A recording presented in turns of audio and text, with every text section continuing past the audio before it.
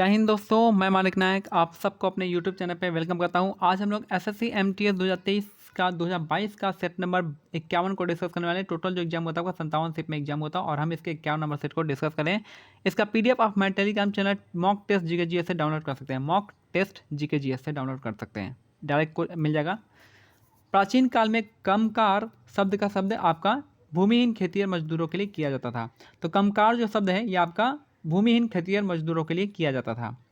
Next है जैव विविधता संशोधन विधेयक बायोलॉजिकल डाइवर्सिटी अमेंडमेंट बिल जो है भारत के पर्यावरण और वन और जलवायु परिवर्तन मंत्रालय द्वारा स्टार्ट किया गया था। तो बायोलॉजिकल डाइवर्सिटी अमेंडमेंट बिल पर्यावरण वन और जलवायु परिवर्तन द्वारा स्टार्ट किया गया था, याद रखना है। बायोडाइवर्सिटी डे कब मनाते हैं बताइएगा, 22 अप्रैल, 22 मार्च या फिर आपका 22 मई को। नेक्स्ट क्वेश्चन है कॉमनवेल्थ गेम 2022 में भारत ने कितने सिल्वर मेडल जीता था? तो 16 सिल्वर मेडल जीता गया है कॉमनवेल्थ गेम्स 2022 में। किस प्रसिद्ध भारतीय संगीतकार का संबंध संतूर नामक वाद्य यंत्र से था? तो संतूर के लिए कौन कौन है? तो पंडित शिव कुमार शर्मा का संबंध संतूर से था। और कौन है? भजन सुपारी। संतूर के लिए पंडित शिव कुमार शर्मा और भजन सुपारी हो जाएंगे। अगर हम बात करते हैं उस्ताद अमजद अली खां का, इनका हो जाएगा सरोद के लिए। और कौन कौन सरोद के लिए है? ये सरोद के लिए हो जाएंगे। तो एक तो है आपके अमजद अली खां हो गए, उसके बाद हो जाएंगे अली अकबर खां हो जाएंगे, अलाउद्दीन खान हो जाएंगे। और यहाँ पे जो है बस इतना है, 3 नाम आपको याद रखना है सरोद के लिए। कौन कौन सा नाम है आपको? सॉरी, पहला जो नाम है अमजद अली खां, पहला हो गया। दूसरा है आपका अली अकबर खां सरोद, और तीसरा है अलाउद्दीन खान सरोद वादन। जाकिर हुसैन का समझ है तबला के लिए, जाकिर हुसैन जगह तबला के लिए। और तबला के लिए और कौन फेमस है? तबला के लिए फेमस है एक तो जाकिर हुसैन, दूसरा है अल्लाह रखा, तीसरा हरिप्रसाद चौरसिया। हरिप्रसाद चौरसिया का संबंध है बांसुरी से हो जाएगा। हरिप्रसाद चौरसिया का संबंध किससे है? बांसुरी, इसका करेक्ट आंसर हो जाएगा। नेक्स्ट क्वेश्चन देखते हैं। रोग उत्पन्न करने वाले सूक्ष्म जीवों को क्या कहते हैं? तो इनको रोगजनक कहा जाता है। रोग उत्पन्न करने वाले सूक्ष्म जीवों को रोगजनक कहा जाता है। निम्नलिखित में से किस प्रकार की बेरोजगारी को वास्तविक मजदूरी बेरोजगारी के रूप में जाना जाता है? तो क्लासिकल इसका करेक्ट आंसर हो जाएगा। निम्नलिखित में से किस प्रकार की बेरोजगारी की वास्तविक मजदूरी को बेरोजगारी के रूप में जाने जाते हैं? तो क्लासिकल इसका करेक्ट आंसर हो जाएगा। भारतीय संविधान के किस भाग में नगर पालिकाओं को संबंधित प्रावधान उल्लेख है? भाग 14 भाग 9A। तो निम्नलिखित में से किस भाग में नगर पालिकाओं से संबंधित प्रावधान का उल्लेख है? 9A में इसका करेक्ट आंसर हो जाएगा। नेक्स्ट है निम्नलिखित में से कौन सा पादप जगत द्विबीजपत्री और एक बीजपत्री में विभक्त होता है? तो एंजियोस्पर्म होता है। एंजियोस्पर्म 2 पार्ट में विभक्त होता है, पहला हो गया मोनोकॉट हो गया और डाइकॉट हो गया।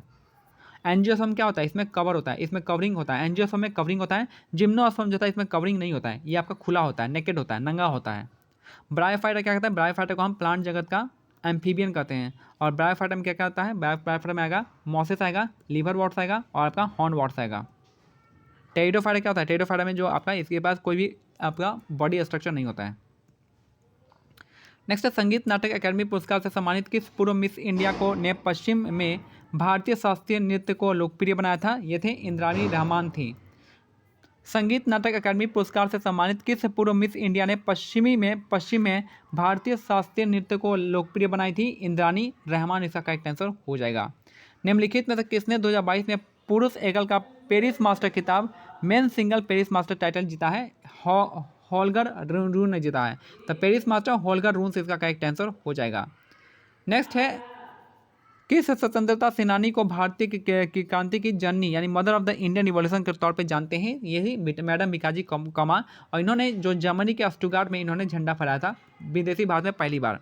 एनी बेसेंट कौन थी? ये आपके आयरलैंड की थी। इन्होंने होम रूल स्टार्ट किया था भारत में और इनका संबंध जो है थियोसॉफिकल सोसाइटी से संबंधित है। इनके 2 बुक हैं, एक तो है कॉमनवेल और दूसरा आपका एनी बेसेंट कॉमनवेल और दूसरा कौन सा है याद नहीं आ रहा है। जी सरोजिनी नायडू पहली भारतीय गवर्नर है। इन्होंने कानपुर अधिवेशन में 1925 में अध्यक्षता की थी INC का। अरुणा असफ अली जब क्या हुआ था, जब क्विट इंडिया मूवमेंट के दौरान में सभी को बंदी बना लिया था, तो अरुणा असफ अली आई थी और इन्होंने कांग्रेस का अध्यक्षता ग्रहण किया था। याद रखना है अरुणा असफ अली का जो योगदान है क्विट इंडिया मूवमेंट में काफ़ी ज़्यादा है, याद रखना है। विंध्या और सतपुड़ा पर्वतमालाओं के बीच से कौन सी नदी बहती है? नर्मदा नदी बहती है। विंध्या और सतपुड़ा पर्वतमालाओं के बीच में कौन सी नदी बहती है? नर्मदा नदी बहती है और इसको एक नाम दिया जाता है भ्रंश घाटी का। भ्रंश घाटी यानी आपका रिफ्ट वैली का नाम दिया जाता है और ये नर्मदा यहाँ से बहती है। कहाँ से निकलती है नर्मदा? ये निकलती है अमरकंटक की पहाड़ी से निकलती है और ये बे ऑफ बेंग नहीं, अरेबियन सी में जाके गिर जाती है।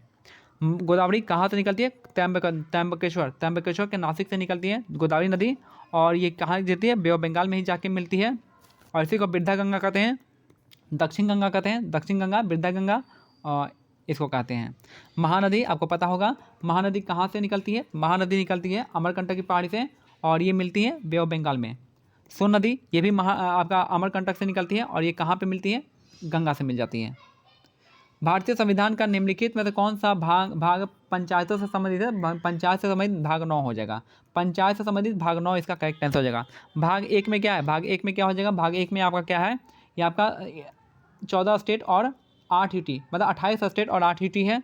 दूसरा भाग 2 में क्या है? आपका सिटीजनशिप है। भाग 3 में फंडामेंटल राइट है। भाग 4 में डीपीएसपी है। 4A में क्या है? डीपीएसपी के बाद आपका फंडामेंटल ड्यूटीज है। भाग 5 में क्या हो जाएगा? यूनियन हो जाएगा। भाग 6 में क्या हो जाएगा? स्टेट हो जाएगा।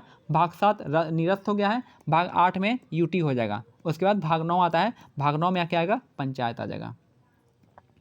नेक्स्ट है, दिल्ली सल्तनत के अधीन भारत में धनवान मुसलमानों पर धार्मिक कर क्या लगाया था? जकत लगाया था। याद रखना है, दिल्ली सल्तनत के अधीन भारत में धनवान मुसलमानों पर एक धार्मिक कर लगाया गया था जिसका नाम था जकत। इसका करेक्ट आंसर हो जाएगा।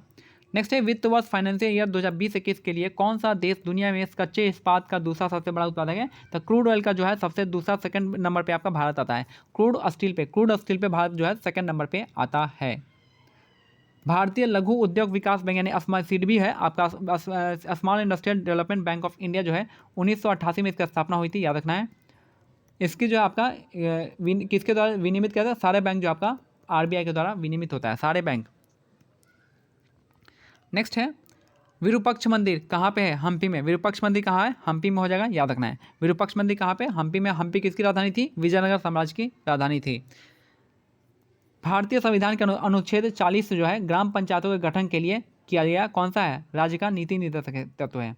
तो भारतीय संविधान का जो अनुच्छेद 40 है विलेज पंचायत के ऑर्गेनाइजेशन से संबंधित है जो कि DPSP के अंदर में आता है। किसी स्थान पर तापमान, आर्द्रता, वर्ष, वायु वेग आदि के संदर्भ में वायुमंडल की प्रतिदिन की परिस्थिति उस स्थान की क्या कहलाती है? उस स्थान की मौसम कहलाती है। फिर से पढ़िए, किसी स्थान का तापमान, आर्द्रता, वर्षा, वायु वेग आदि के संदर्भ में वायुमंडल की प्रतिदिन का पूछेगा तो मौसम होगा। अगर 30 साल या 25 साल का होगा तो इसको हम क्या कहेंगे? आपका क्लाइमेट कहेंगे, जलवायु। नालंदा विश्वविद्यालय प्राचीन काल का एक महत्वपूर्ण शिक्षा केंद्र था जिसके किस राज्य में है? तो बिहार में है। नालंदा विश्वविद्यालय किस राज्य में है? बिहार में। कौन बनवाया था? कुमारगुप्त ने बनवाया था। और किसके लिए फेमस है? पाली अनुसंधान केंद्र का है नालंदा विश्वविद्यालय हो जाएगा। पाली का यहाँ पे शिक्षा दिया जाता था, बौद्ध धर्म से संबंधित था। नेक्स्ट है, घर्षण कम करने वाले पदार्थ को स्नेहक कहते हैं। घर्षण यानी आपका फ्रिक्शन कम करने वाले को क्या कहेंगे? स्नेहक कहते हैं। नेक्स्ट है, निम्नलिखित में से कौन से भारत के महत्वपूर्ण इस्पात उत्पादक राज्य हैं? तो भिलाई हो गया, जमशेदपुर हो गया, राउरकेला। तीनों ही हो जाएगा। आई थिंक तीनों होगा। हाँ, तीनों है। भिलाई जो है किसके हेल्प से बनाया गया था? भिलाई और बोकारो जो आपका रसिया के हेल्प से बनाया गया था। जमशेदपुर टिस्को हो जाएगा, याद रखिएगा, टिस्को जमशेदपुर। राउरकेला जो है आपका कहाँ पे? राउरकेला उड़ीसा में है और इसका जो स्टील पावर प्लांट बना था किसके हेल्प से? जर्मनी के हेल्प से बनाया गया था राउरकेला। नेक्स्ट है, निम्नलिखित में से कौन सा राज्य नेपाल के साथ सीमा साझा नहीं करता है? तो हिमाचल प्रदेश नहीं करता है। बिहार करता है, उत्तर प्रदेश करता है, उत्तराखंड करता है, लेकिन हिमाचल प्रदेश नहीं करता है। 1927 में BR अम्बेडकर ने दलित के साथ एक आंदोलन, किस आंदोलन की शुरुआत की थी? ये थी आपके मंदिर प्रवेश आंदोलन। इसका करेक्ट आंसर हो जाएगा।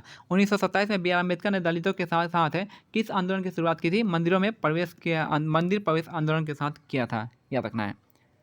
BR अम्बेडकर से संबंधित कुछ चीज़ याद रखना है। ये आपका schedule caste federation of India इनको लिखा है, अनटचेबल भी इन्होंने लिखा है। उसके बाद जो है आपका वेस्ट बंगाल से चुनाव लड़े थे। और क्या है इनके बारे में? 1956 में इनकी मृत्यु हुई थी। इन्होंने किसकी अध्यक्षता की थी? ड्राफ्टिंग कमेटी के अध्यक्ष थे और ड्राफ्टिंग कमेटी में टोटल 7 मेंबर थे, अम्बेडकर मिला के 7 थे। नेक्स्ट है, और पूना पैक्ट इनके साथ गांधी जी ने किया था। जाति आधारित इन्होंने एक और कहा था गांधी जी के बारे में कि गांधी जी आपका धूल उठाते हैं लेकिन अपना अस्तर नहीं उठाते हैं।